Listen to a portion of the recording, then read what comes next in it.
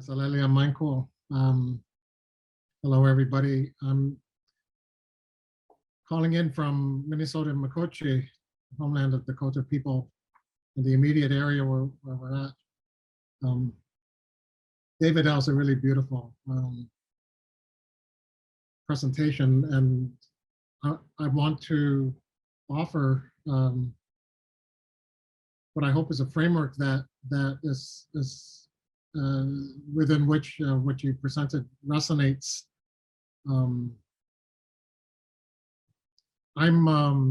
I can be described as brown, and a gray goatee.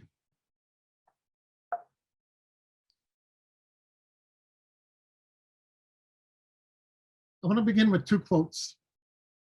The first from Apeli Hau'ofa: to remove a people from their ancestral and natural surroundings, or vice versa, or to destroy their lands with mining, deforestation, bombing, large-scale industrial and urban developments, and the like, is to sever them not only from their traditional sources and livelihood, but also much more importantly from their ancestry, their history, their identity, and from their ultimate claim for legitimacy of their existence.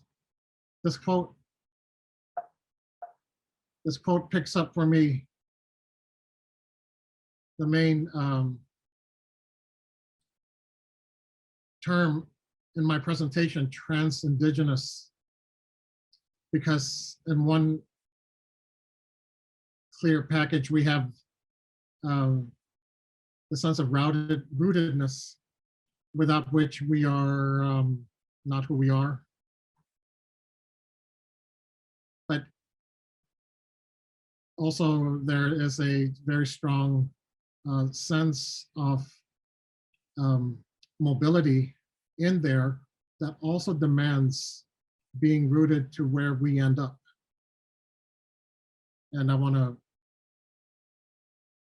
spend a little bit of time laying that out, but I want to turn quickly to another quote from Teresia Taiwo called Be Te Onauti.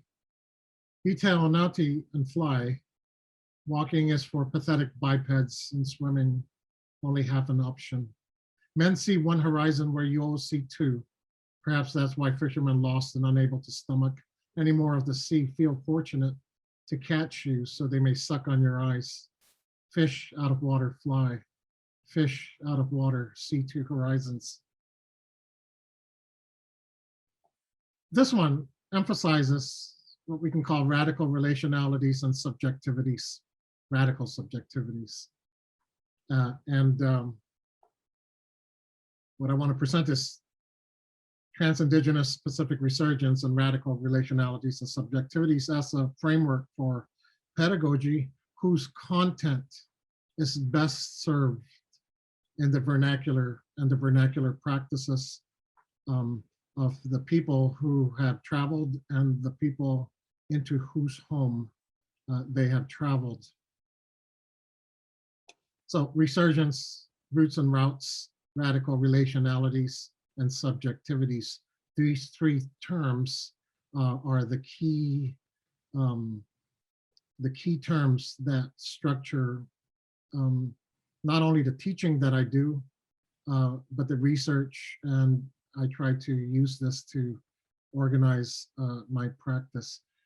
Indigenous resurgence, here's a quick definition: historical and political and cultural movements of reasserting and rearticulating forms of self-determination, sovereignties, responsibilities, and accountabilities through embodied material practices, especially against new forms of neo and post-colonial reconsolidation through liberal recognition, inclusion, and co-opting of Indigenous culture, art, performance, often with Indigenous complicity. The key word in resurgence here, I think, is a kind of refusal of new forms of colonial power that operates by how we participate in it. I'm going to spend a little bit of time on the idea of roots and routes. And the central takeaway here is basically that for Indigenous indigeneity in the Pacific, in particular, roots that connote um, deep vertical plantings, to follow David, in specific place through vernaculars, and routes to connote technologies and techniques and histories of travel and discourses of travel long before European colonialism, but especially as mediated by colonialism. So routes give us a sense of mobility and reach, so routes and routes. That these are not mutually exclusive. They are instead mutually generative. They're codependent. There's a number of other ways of thinking about routes and routes, thinking about indigeneity in terms of transindigeneity. And I'd like to get to a point someday where transindigeneity is redundant, that in fact we think about indigeneity precisely as a tension, a productive tension between routes and routes. So some of the other things that are associated with transindigeneity for me is, in addition to adding mobility and reach, is an important way of theorizing pan-indigenous solidarity, but in ways that don't lose the specificity of tribal and local roots. This is there's also this is also one of the things that I think makes transindigeneity as an analytic superior to theories of diaspora, which, while privileging properly the dynamics of mobility and the ability to bring one's roots across time and space, across the oceans, diaspora doesn't bid us to be accountable to the indigenous people in whose lands we end up. And transindigeneity, as far as I'm concerned, demands that of us. But when we're talking about transindigeneity, we're also talking about multisensoried and fully embodied practices. This is also a wonderful way to build comparative studies through methods of juxtaposition or apposition. Apposition is a nice new word that's going around for people. That is a form of what's appropriate to the mode and the place that you're in. Between resurgence, refusal, roots and routes, these are the elements for me of what makes critical indigenous studies.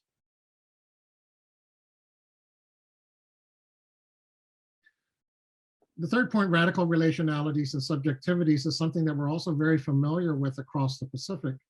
This is defining indigeneity, or in terms of our belonging to specific places, our peoplehoods, in terms of relations of kinship and reciprocity, mutual caregiving, for example, to other humans and to other than human beings, to other than human beings. And these relationalities extend to land, water, and skyscapes. So land, water, sky as ancestral, as ancestors, oftentimes older kin with whom we have the reciprocal relationships.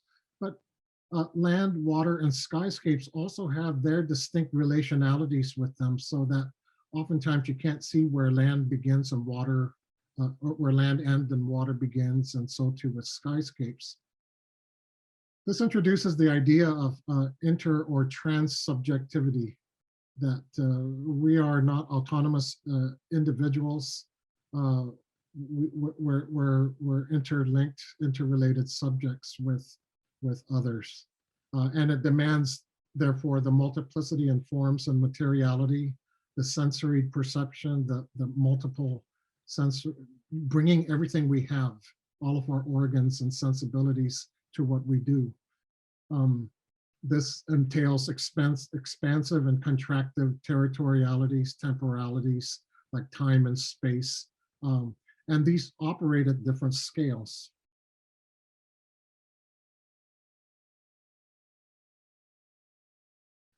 um, I work out the details of a lot of this in a number of articles and essays. I'm not going to go through this list here, but um, I'll be happy to share this list and even share the articles with you. If you email me, you can reach me easily at either vmdiaz@umn.edu or go to our website, American Indian Studies at the University of Minnesota. So the form that this takes, this framework takes is in a research a program called the Native Canoe Program that uses indigenous watercraft and water-based knowledge from across native worlds for teaching, research, and community building purposes. How it works out is basically the content of courses, the readings, the theoretical material we rely on, and even for methods for the research projects that we engage in. Try to work as much as possible at the level of vernacular and vernacular practices of the traditions and peoples that we're talking about and that we're following. So, and the other thing I want to say about craft is we're talking about technicalities in the materiality of the watercraft itself, but also the craft of the traditional knowledge, or oftentimes oral traditions that out of which these come from. For me, I've been working with canoe builders and navigators from the Central Carolines for almost 30 years now, and still try to maintain a relationship with them involving bringing them over. When we cover the Pacific, we're covering watercraft from all across the Pacific. But here in Turtle Island, we also cover the story of the survival and the revival of canoe cultures, and the different purposes that are used for language revitalization, for political protests, for everything that canoes stand for us back in the Pacific. We find the same things out here. But also in lakes and riverine valleys, we see the revival of all sorts of watercraft. And so canoes have been a particularly powerful topic for really developing different courses for different topics. I do one for indigenous environmentalism, but we could do this for courses on law and leadership, language revitalization, of course, and so forth.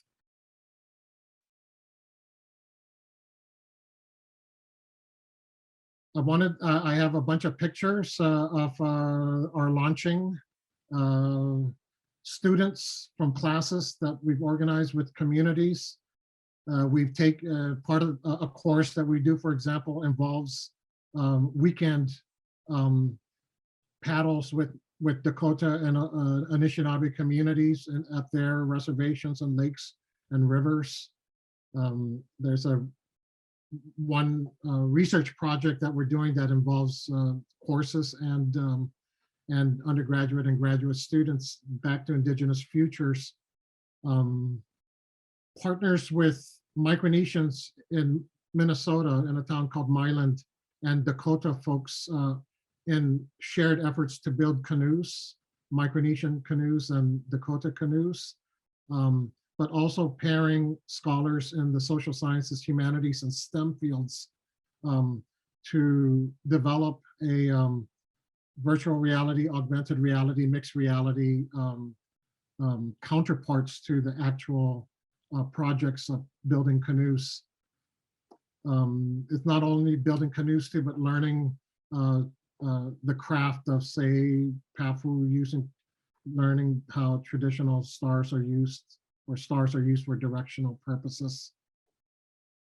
I want to end with just a little taste of some of the projects that we're doing. Coker, can you tell me how much time I have? I lost track of time. Yep, you're overtime. Oh, okay. Mm. So let me go ahead and just simply say that these slides and the links are readily available, and I'll be happy to share it with anybody if you just reach me. Thank you very much.